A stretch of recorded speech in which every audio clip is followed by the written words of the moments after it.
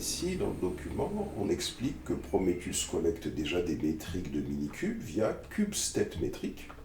C'est ce qu'on a vu dans le schéma qui est ici. On a CubeStatMetric. Donc, alors je ne sais plus où est-ce qu'il est passé. De toute façon, on peut le voir directement. Alors ça, je ne vais pas l'arrêter. Il ne faut pas arrêter les services qui sont fonctionnels. On va faire un CTRL-C. On va faire un clear. Donc ici, si je fais un kubectl get pod.n monitoring, on a bien le CubeStatMetric, ce pod-là, et ce pod-là, lui, il permet de récupérer des métriques concernant le serveur qui fait fonctionner Prometheus. Et on a un autre pod, c'est le node exporter qui est ici. Lui, il permet de récupérer des métriques du système d'exploitation. Alors ce qu'il faut bien comprendre, bien évidemment, c'est que le pod node exporter et le pod StatMetrics, ils communiquent avec le pod Prometheus. C'est-à-dire que c'est Prometheus qui va, en fin de compte, arbitrer tout ça. Et donc, ici, si on revient sur le document, alors juste pour s'initier un peu à Grafana, qui n'est pas très compliqué, Grafana, lui, il va permettre de pouvoir communiquer. Alors si je reviens ici, on a ici réellement, si je fais un schéma, donc qu'est-ce qu'on a? On a l'alert manager, on a le Prometheus node exporter et on a le Prometheus cube. Donc le Prometheus cube, c'est le serveur Prometheus. Donc je les remonte un petit peu comme ça. Voilà. Donc ça c'est le serveur Prometheus cube. Voilà, donc ça je vais les remonter en haut. Ceux dont j'ai pas trop besoin pour le moment, je les remonte en haut là. Voilà. Contrôleur ingress, tout ça je le laisse ici. Donc qu'est-ce qu'on a? On a un serveur qui s'appelle Prometheus cube, qui, lui, c'est le serveur Prometheus. Et on a le serveur qui s'appelle, où est-ce qu'il est, Grafana, voilà, le pod Prometheus Grafana, lui, c'est lui qui va exposer les métriques avec le serveur web qu'on a ici. Donc, le serveur Grafana, c'est grâce, ce serveur, si on l'affiche ici, c'est grâce au pod qu'il y a ici. C'est grâce au pod qu'il y a ici dans Grafana. Et donc, Grafana, lui, il expose des métriques uniquement parce que nous avons Prometheus qui communique avec... on a Grafana qui communique avec le serveur Prometheus. C'est-à-dire que le serveur Prometheus récupère les métriques, le serveur Grafana les récupère et il va les traiter pour les afficher dans des graphiques. Donc c'est ce qu'on voit ici quand on vient sur le serveur Grafana. Ici, on peut aller déjà dans, alors je ne vois pas, dans Dashboard, où est-ce qu'il est? Ah oui, c'est en français, donc ici on a Data Source. Dans ce tutoriel, voilà, donc là on a pas mal de dashboards. Alors on va aller cliquer sur Data Source. Alors les sources de données, on les voit. On a une première source de données, c'est le serveur Prometheus. Donc ce serveur Prometheus, il est dans notre schéma, il est ici. Donc on a Grafana qui communique avec le serveur Prometheus pour récupérer des données qu'elle va afficher. C'est ce qu'on voit dans son interface ici.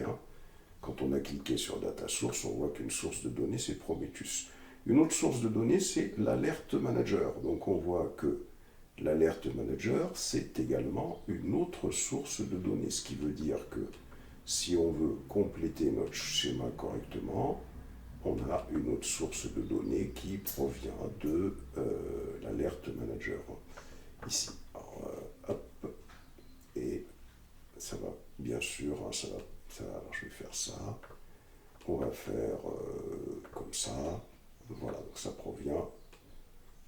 l'alerte manager. Alors l'alerte manager, on ne communique pas directement avec, on communique avec le service SVC.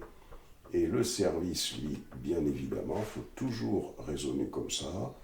On a un pod, ce pod est exposé par un service de type cluster IP, et à partir de là, on peut avoir un autre pod, comme Prometheus, comme Grafana, qui va communiquer avec l'alerte manager. Donc ce qui fait qu'on a deux sources de données que l'on voit ici, l'alerte manager et Prometheus. Donc si on clique sur cette source de données, on constate que l'URL du serveur Prometheus dans notre installation Grafana, elle est ici.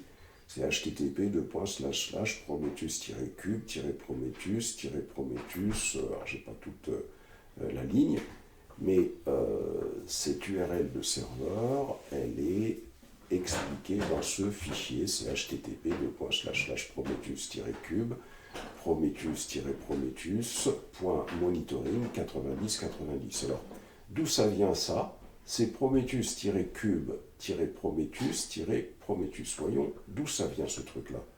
Si vous faites ici vous faites un clear, si vous faites un kubectl get svc, si vous faites -n monitoring,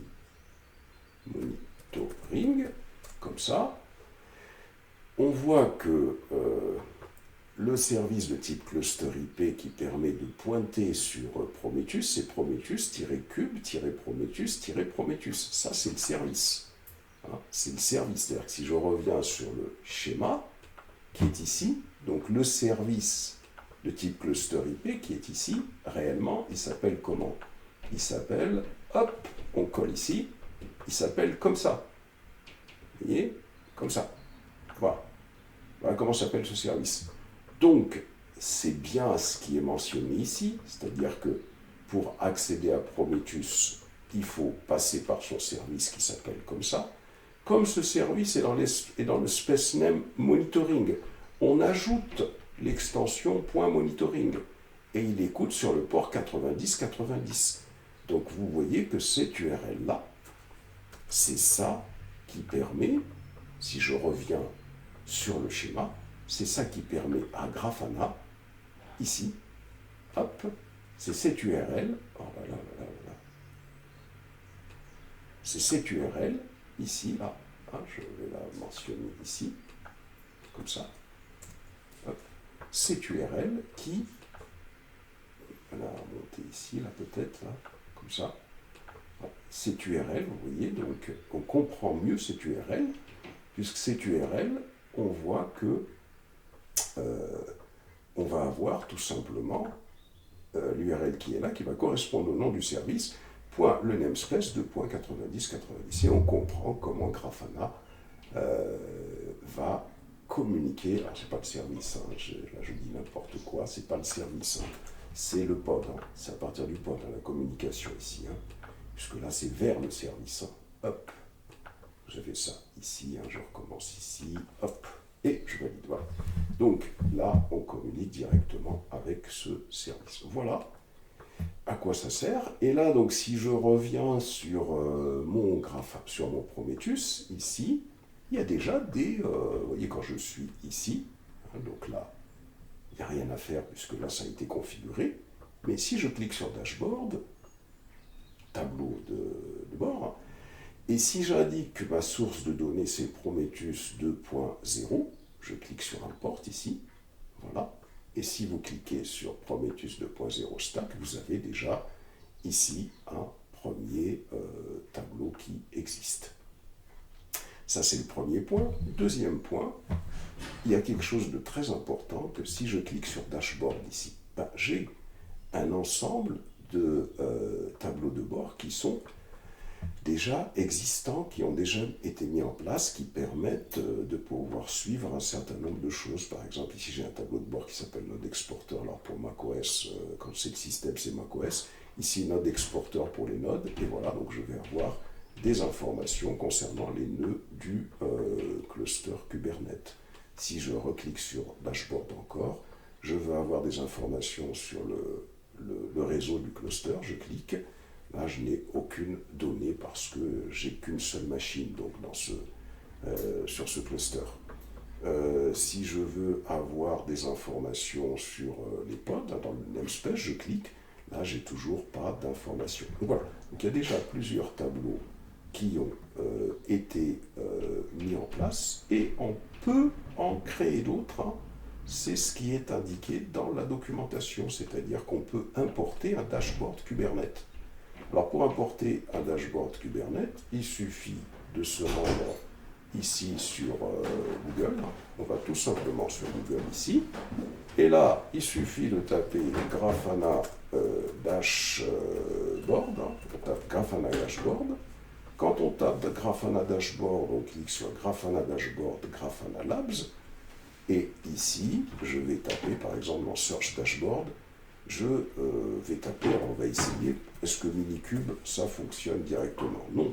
Si je clique maintenant sur ici Node, voilà, Node Exporter Full, tiens. Donc ici j'ai un tableau qui s'appelle Node Exporter Full. Je clique dessus, donc pour avoir des informations sur les nœuds, et ici je vais cliquer sur Copilot to Dashboard. À partir de là, j'ai un identifiant qui est dans mon presse-papier. Et ce que je fais, donc je vais tout simplement me rendre sur Grafana ici. Et je vais pouvoir donc utiliser ce type de dashboard. Alors, je reviens ici sur Dashboard. Je clique sur Dashboard. Je clique sur New. Je clique sur New Dashboard. Ici, je vais cliquer sur Import Dashboard. Alors ici, il me demande si je veux sauvegarder l'ancien tableau de bord que j'étais en train de visualiser. Je fais un discard, je n'ai pas besoin. Et là, vous voyez, donc au niveau de cette zone, hein, je vais coller l'idée de ce dashboard. Je vais cliquer sur Load pour charger ce type de dashboard. Et ici, il me demande de sélectionner une source à partir de laquelle je vais obtenir les données. La seule source que j'ai ici, c'est Prometheus, et je clique sur Import. Et là, regardez, j'ai un tableau de bord qui est déjà préconfiguré, qui permet d'avoir la CPU, le système, les informations sur le système, sur la RAM, sur la mémoire d'échange, etc., etc. Là, l'idée, dans une prochaine vidéo, ce sera de connaître quelques éléments que l'on peut visualiser de cette manière. Ça, c'est vraiment intéressant de comprendre déjà que voilà comment, quelles sont les informations que peut nous apporter notre Grafana.